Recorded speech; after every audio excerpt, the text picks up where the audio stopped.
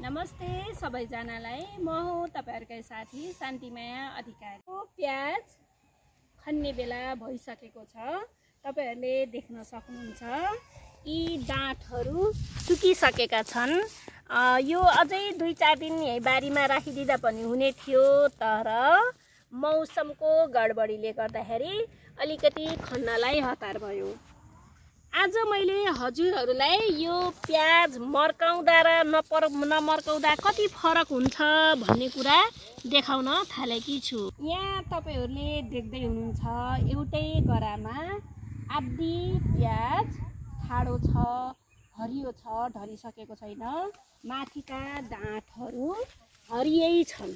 हेर्नुहोस्, यी प्याजहरूका यी माथिका पातहरू हरियै छन्, यी डाँठहरू हरियो छ।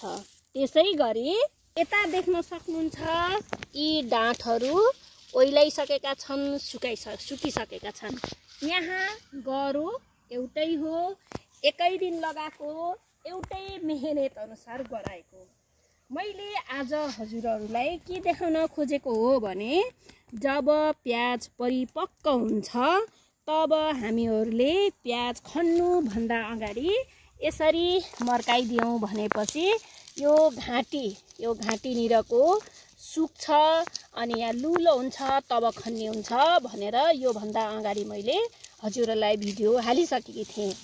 मैले आफैले पनि यदि यो परिपक्व भइसकेर पनि नमर्काउँदा के हुँदो रहेछ त भनेर हेर्दाखेरि हेर्न मन लाग्यो र मैले एउटै गराको प्याज आधी प्याज मैले मर्काएँ।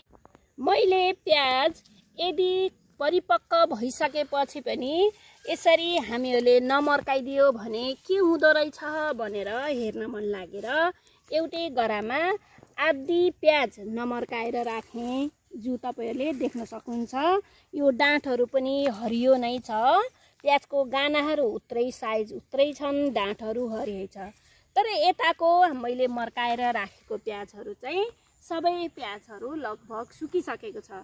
यहाँ बीचमा देख्न सक्नुहुन्छ कुनै प्याज अलि राम्रोसँग मर्किएको थिएन, जुन प्याजहरू अझै पनि हरियो छ।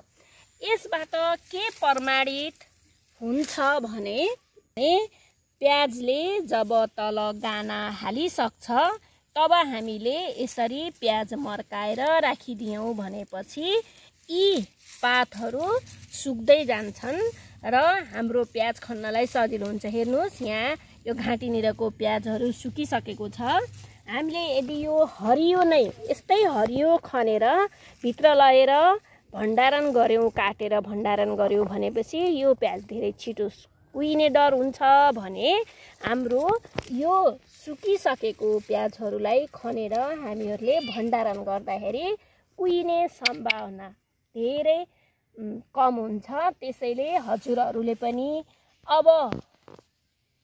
अबदेखि यो प्याजहरू परिपक्व भइसकेपछि यसरी मर्काएर 10-15 दिन छोडेर यी पातहरू सिकिसकेपछि मात्र खन्नु होला।